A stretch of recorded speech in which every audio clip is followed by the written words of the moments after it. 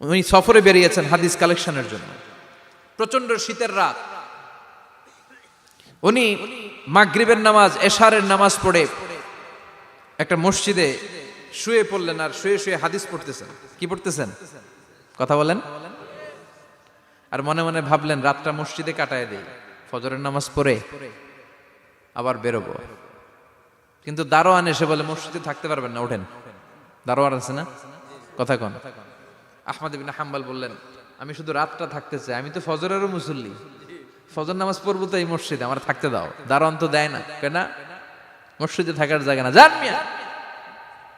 উনি যে আহমদ ইবনে হাম্বল এটা চিনে নাই, থাকতে দেয় না। কি করবে এখন? উনি কাঁথা গুছিয়ে হাদিসের কিতাব নিয়ে কাঁধের মধ্যে ব্যাগ নিয়ে মসজিদ থেকে বেরোয় গেলেন। কি আর করবেন, প্রচন্ড শীত, আর কাঁপতেছেন, বুড়ো মানুষ।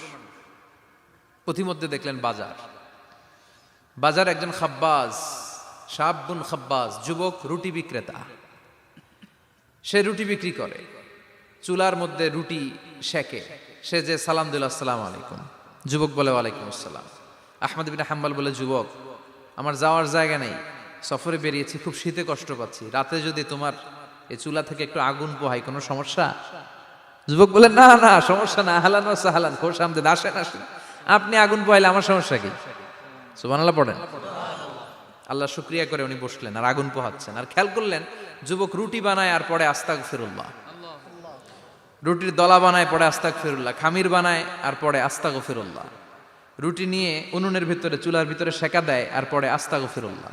দোকানদারের কাছে কেউ আসলেই সে রুটি দেয় আর পরে আস্তাগফিরুল্লাহ।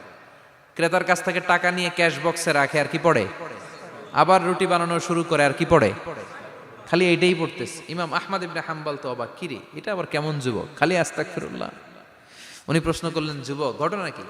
আসার পর থেকেই তোমার দেখতেছি তুমি রুটি বানাও, রুটি বিক্রি করো আর পড়ো আস্তাগফিরুল্লাহ, মালাকা ইয়া শাবাব।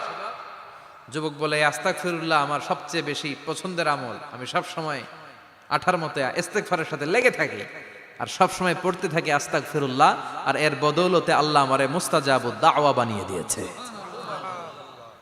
আহমদ ইবনে হাম্বল তো অবাক, আনতা মুস্তাজাবুদ দাওয়া, তুমি মুস্তাজাবুদ দাওয়া, রুটিওয়ালা।